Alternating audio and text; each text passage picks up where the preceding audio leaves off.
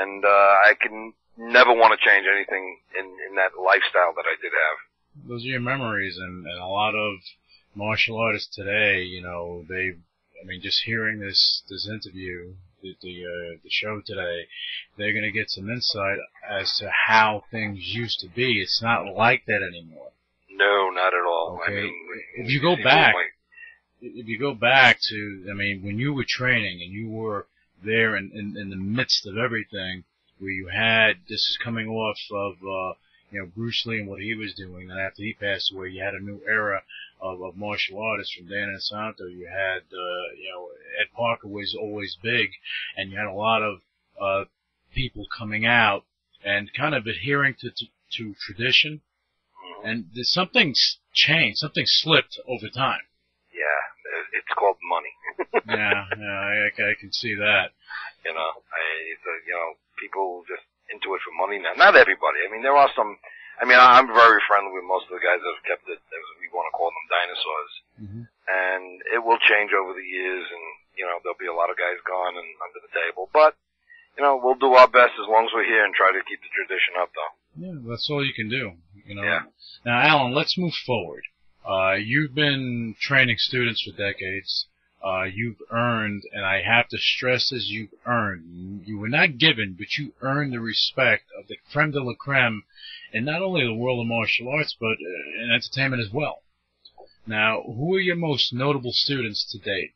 Well, Joe Piscopo is one of my students. Another gentleman named Joe Veneri, who's from the group The Tokens, The Lion Sleeps Tonight, if people remember that song. World champion Demetrius Oaktree Edwards was very famous for the guy that broke Mike Tyson's ribs back in '71.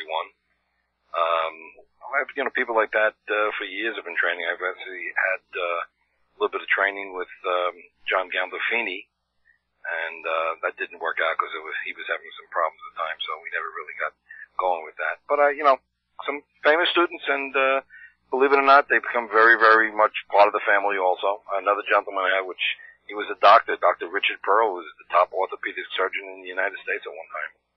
So that's interesting. Now you have students that have opened up their own facilities, right?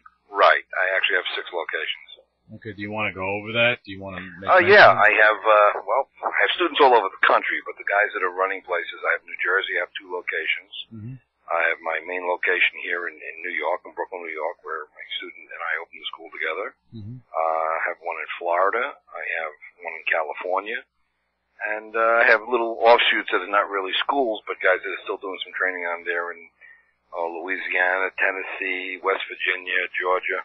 So we're kind of spread all over the place. The funny thing is, Alan, this is something, what you're saying to me right now is something that, in order for someone to know this, they would really have to dig for it. You don't showboat about your accomplishments, and you're a very humble person. I think that's fantastic. And your history is very impressive. I appreciate that.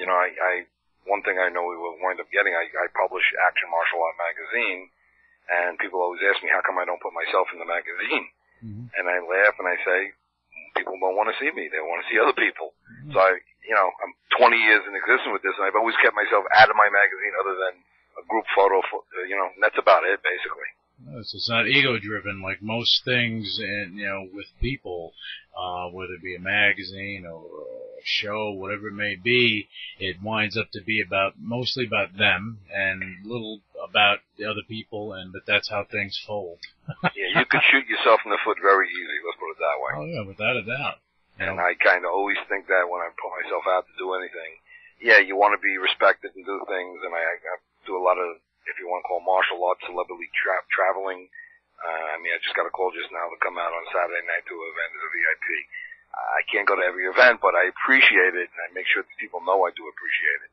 It's an honor for them to even think of me in that manner. I never do, but they do, so, I have to give them kudos at least and thank them. Well, but you earn that respect, and that much I do know. You have earned that respect, and, I haven't heard too many people say anything negative about you. Anyone of substance, anyway, say anything negative about you. You haven't spoken to the right people yet. What can I tell you? What I do find out, I have a nice, close knit of friends, And usually I'm very protective. If someone comes within my fold, if you want to say, I protect them, and they've become loyal as unbelievable. I mean, it's that way. And then I have the ones that want to do what I do and be this and this. Oh, Goldberg's doing this, screw him. And I stand there and I laugh. I said, well, that's from jealousy because they could be involved with me with just taking the step in. Yeah. It's not a matter of them paying me or bowing to me or anything. It's just a matter of being a human being and doing the right thing for everybody. And, you can part of my crowd. I have no problem with it. That's where the ego part comes in, and again, your history and what you've done is impressive, but what I find as impressive is that you are the founder of the largest martial arts event in the country, if not the world. And in January of 2010, it will be your 10th anniversary of the event. In your words, can you tell us, because I'm impressed by that, because how many people can run something for 10 years unless, of course, if you're the IFBB and you're doing bodybuilding shows, you're doing it forever. That's a different story. But in martial arts, you are the guy. It's a monumental feat. I have no doubt that it's going to be the greatest one yet. So in your words, can you tell us about the event and what we can expect? Yeah, unfortunately, you had to remind me about it. I got all the work ahead of me. It's my 10th anniversary. I actually put this event together because I saw a lot of events going on out there, and I didn't appreciate what a lot of them were doing. One of my very dear students also, which I didn't mention before, Phil Morris from the Seinfeld show, if you remember Jackie Chow's the lawyer. He was kind of instrumental in me putting some ideas together to get this going, and we would never, as martial artists, put on a pedestal within the sport industry. We were always secondary. Right. And I put this event together to try to give us some recognition in the world of sports, if you want to say. Even though we're not sport-oriented, but we kind of fit right into there some way or another. I brought in wonderful people over the years. This year will probably be the biggest of my events, like you were saying before. Yeah. I've had people like Chris Penn at my event before, Chuck Wepner, that was the one they did the Rocky story about. And this year, just to give you a rundown on some of the people showing up, I have Jeff Speakman from Perfect Weapon coming in, Cynthia Rothrock, Michael J. White, who's a star in his own Spawn, he played Mike Tyson movie, Bill Wallace, Joe Piscopo, Joe Lewis, Phil Morris again, Hank Garrett, he's from Car 54 fame, Don the Dragon Wilson, Gary Alexander, James Liu, many movies, Christine Bannon Rodriguez, Orlando Rivera, Chuck Zito from Oz. Chuck Zito actually from Oz show, right? Yeah, he was on there. Demetrius Oaktree Edwards, my student, Ronald Duncan, Dan Severin, very unusual, who's a martial artist, Bernie Kerrick. Well, Bernie Kerrick, that's the former New York police commissioner, right? Right. I have Michael DePasquale, who's also he's one of my co-hosts at the event. David Toma from Beretta fame. So we have quite a few interesting names, and there's more being added on. Yeah. By the time I'm probably finished, we'll have another 6-7 names that we're actually looking at to be added onto that list. And that's the funny thing, and I just want to address this too, which I find very interesting as well, is that you have a lot of these celebrities coming in, but a lot of these celebrities come in on their own accord. Right. You're not out there saying, well, I'm promoting an event and I'm going to pay to do this. You're not doing it. They're coming because they want to be part of something genuine. And people have to understand that this is a genuine event. It's not a pay-to-play situation.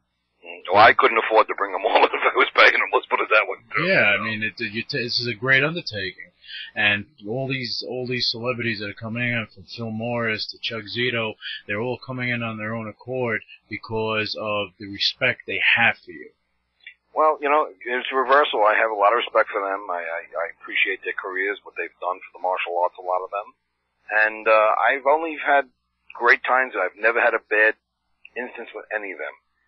And I have the ironic thing is every year I have the event, they all want to come back. So whether it comes down where we come to the event, put up a big show and everything, they want to be in the public also. Yeah. And we raised the venue for them to be able to see thousands of people at one time. Yeah,